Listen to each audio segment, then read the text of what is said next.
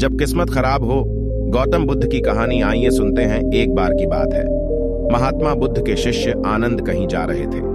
रास्ते में उन्होंने देखा कि एक अधेड़ व्यक्ति एक चट्टान पर बैठा रो रहा है। वे उसके पास गए और बोले, क्या बात है वत्स, तुम कौन हो और क्यों रो रहे हो? आनंद की बात सुनकर उस व्यक्ति की सिसकियां थम गईं। वह अपने आंसुओं पोंछता हुआ बोला, मैं पास के गांव का रहने वाला एक बदनसीब व्यापारी हूं। मैं जो भी काम करता हूं वह बिगड़ जाता है। व्यापार के चक्कर में मैंने अपनी पत्नी के गहने गंवा दिए। मैंने अपने परिवार को भी खो दिया। यहां तक कि मेरा घर भी गिरवी पड़ा है। मुझे तो लगता है कि मैं किसी काम का नहीं हूं। मेरी किस्मत ही खराब है। उसकी बात सुनकर आनंद बोले, तुमसे किसने कहा वत्स कि तुम्हारी किस्मत खराब है? जरा मैं भी तो जानूं कि तुम्हारी किस्मत में क्या खराबी है। वह व्यक्ति बोला, पहले मैं खेती करता था, पर हर साल उसमें घाटा होता था। कभी सूखा पड़ जाता तो कभी ज्यादा बारिश के कारण फसल बर्बाद हो जाती। इससे परेशान होकर मैंने व्यापार करने का निश्चय किया। मैंने पत्नी के गहने बेचकर अपना व्यापार शुरू किया, लेकिन मेरा व्यापार नहीं चला। शुरू शुरू में परिवार वालों ने मेरा साथ दिया, लेकिन जैसे जैसे मुझे नुकसान होने लगा, मेरे परिवार वाले भी मुझसे दूर हो गए। मैं यह सब उनके लिए ही कर रहा था, लेकिन अब वे लोग मुझे देखकर नजरें फेर लेते हैं और मुझे ही मेरे परिवार की दुर्दशा का जिम्मेदार ठहराते हैं। उस व्यक्ति ने एक लंबी सी सांस ली और फिर बोला, मेरा एक मित्र है।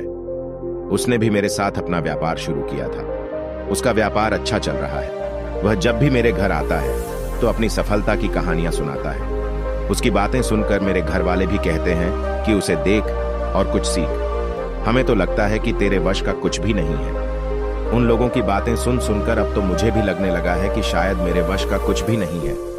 अब तो मुझे अपना जीवन ही व्यर्थ लगने लगा है।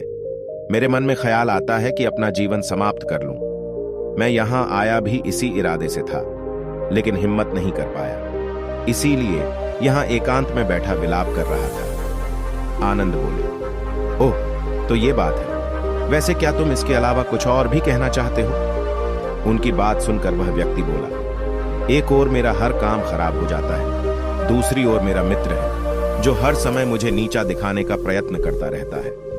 मुझे समझ में ही नहीं आता है कि मैं क्या करूं। आनंद बोले, क्या तुम अपने मित्र की बातें सुनकर दुखी हो जाते हो? हाँ, मैं उसकी बातें सुनकर स्वयं दुखी हो जाता हूं, उस व्यक्ति ने जवाब दिया। आनंद ने पूछा, तुम्हें किस बात का दुख होता है? अपने असफल होने का या फिर मित्र के सफल होने का? उनका सवाल सुनकर वह व्यक्ति एक पल के लिए सोच में पड़ गया। फिर वह बोल, अगर सच कहूं तो मुझे अपने असफल होने का उतना दुख नहीं होता है जितना कि मित्र के सफल होने का होता है। अर्थात यदि तुम्हारा मित्र असफल हो जाए तो तुम्हें खुशी होगी? आनंद ने प्रश्न किया। वह व्यक्ति बोला, हां, मुझे बहुत खुशी होगी। इसका मतलब है कि तुम्हारी खुशी तुम्हारे मित्र पर निर्भर है। आनंद बोले, अगर वह चाहे तो तुम्हें खुश कर सकता है, और अगर वह चाहे तो तुम्हें दुखी कर सकता है। तुम स्वयं से न तो खुश हो सकते हो और न ही दुखी हो सकते हो। अर्थात तुम अपने मित्र के गुलाम हो गए हो, इसलिए तुम्हारा कुछ नहीं हो सकता। ऐसा न कहें महात्मन, उस व्यक्ति ने हाथ जोड़ दिए। आपकी बातें सुनकर मुझे कुछ आशा बंध रही है। आनंद बोले, जब हम किसी से आशा बांध लेते हैं तो उस पर निर्भर हो जाते हैं। ऐसे में हमारी खुशी और दुख भी उस पर निर्भर करने लगता है। इससे बेहतर है कि तुम अपने आप से आशा बांधो। जब तुम ऐसा करोगे, साथ ही पूरे जतन से काम करोगे, तो तुम्हें सफलता अवश्य प्राप्त होगी। कहते हुए आनंद ने एक पल के लिए उस व्यक्ति की ओर देखा, फिर अपनी बात आगे बढ़ाई। तुम्हें लगता है कि तुम्हारा मित्र तुम्हें दुखी करने आता है, पर अगर विचार करो तो वह बातें तो सच्ची ही कहता है। वह अपने संघर्ष और अनुभव की बातें बताता है। तुम उन बातों से बहुत कुछ सीख सकते हो। तुम्हें इसके लिए उसका धन्यवाद करना चाहिए कि तुम्हें घर बैठे कुछ अनुभव मिल रहे हैं। तुम उन अनुभवों का लाभ उठाओ, नई शुरुआत करो, कर्म करते जाओ, हार मत मानो।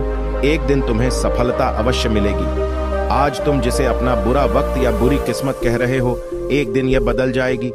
इसी के साथ तुम्हारे विचार भी बदल जाएंगे।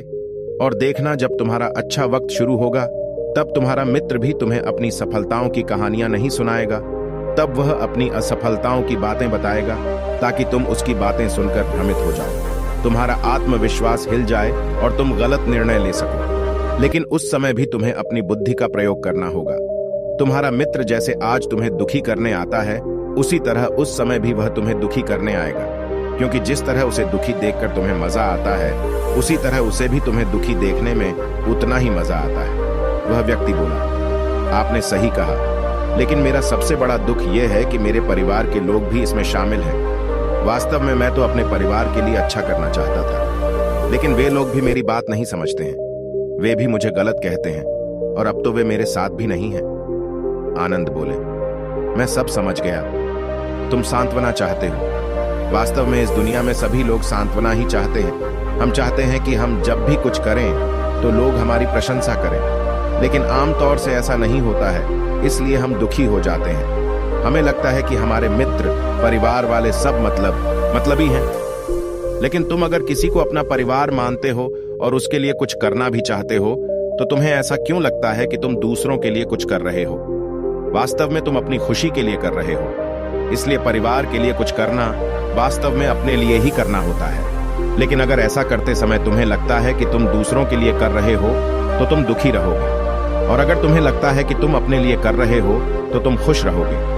क्योंकि जब तुम अपने लिए कुछ अच्छा करते हो या करना चाहते हो, तब तुम्हें सांत्वना की जरूरत नहीं पड़ती है। आनंद की बातें सुनकर उस व्यक्ति के चेहरे के भाव बदल गए। वह बोला, आप सही कह रहे हैं, मैं समझ गया हूं। अब तक मेरी किस्मत खराब इसलिए थी क्योंकि वह दूसरों के हाथ में थी। अब मैं अपनी किस्मत को अपने हाथ में रखूंगा। मैं फिर से प्रयत्न करूंगा, पूरे मन से काम करूंगा, और जब तक सफलता नहीं मिल जाती, चैन से नहीं बैठूंगा। उस व्यक्ति की बात सुनकर आनंद मुस्कुराए और उसे एक छोटी सी डिबिया देते हुए बोले, इस डिबिया को हमेशा अपने पास रखना। इसमें एक ऐसा राज है जो तुम्हें बड़े से बड़े दुख से भी बाहर निकाल लेगा। लेकिन इसे तभी खोलना जब तुम्हारे जीवन में कोई रास्ता न सुझाई दे और तुम्हें लगे कि सब व्यर्थ है, यह दुनिया व्यर्थ है और यहां रहना भी व्यर्थ है।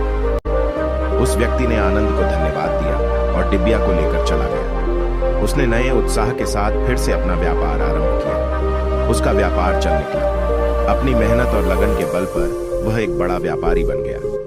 परिवार वाले भी उसके साथ आ गए और उसका जीवन हंसी खुशी बीतने लगा। अब वह भूतकाल का रोना छोड़ चुका था।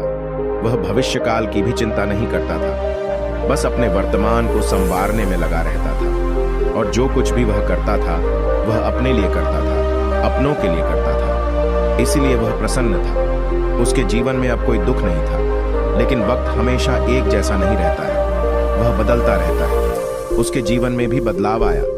एक दिन उसके राज्य पर पड़ोसी राजा ने चढ़ाई कर दी। उसने इस राज्य पर अपना कब्जा कर लिया। उसके सैनिकों ने चारों ओर लूटमार मचा दी।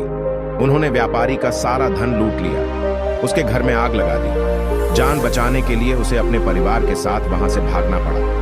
वह व्यक्ति अपने परिवार के साथ कई दिनों तक इधर उधर भटकता रहा। वह दाने दाने को मोहताज हो गया। उसका बच्चा बीमार हो गया। इलाज के अभाव में वह तड़पने लगा। यह देखकर उसका हृदय चीत्कार कर उठा। वह कैसे अपने बच्चे का इलाज कराए? उसके पास तो खाने के लिए भी पैसे नहीं थे। ऐसे में उसे एक बार फिर निराशा ने घेर लिया। उसे लगने लगा कि उसका जीवन व्यर्थ है, सारी दुनिया व्यर्थ है, किसी भी बात का कोई मतलब नहीं है। भले ही आप जीवन में कितना भी कुछ कर लो, कितनी भी सफलता हासिल कर लो, पर अंततः यह जीवन समाप्त ही होता है। तो फिर ऐसे में जीवित रहने का क्या फायदा? इससे तो अच्छा है कि वह अपना जीवन समाप्त कर ले। लेकिन तभी उसके दिमाग में आनंद की दी हुई डिबिया कौन उठी। उसने उत्सुकता के साथ उसे खोला। डिबिया के भीतर एक पर्ची रखी हुई थी। पर्ची पर कुछ लिखा हुआ था। उसे पढ़कर उसकी आंखों के आगे छाया निराशा का अंधेरा छंट गया और वह मुस्कुरा पड़ेगा। पर्ची पर लिखा हुआ था, यह समय भी बीत जाएगा। उसने डिबिया को अपनी मुट्ठी में भींच लिया और एक नई शुरुआत के लिए उठ खड़ा हुआ। दोस्तों, अगर आप भी ऐसी ही परिस्थिति से गुजर रहे हैं तो निराश न हो। अपने अतीत पर शोक मत करें, न ही भविष्य की चिंता करें। अपने वर्तमान को जिएं और उसे बेहतर बनाने के लिए सच्चे मन से प्रयत्न करें। यकीन जानें, जल्दी ही आपकी किस्मत भी बदलने वाली है। अगर आपको वीडियो अच्छी लगी हो तो 1 लाइक करें तथा चैनल को सब्सक्राइब करना न भूलें।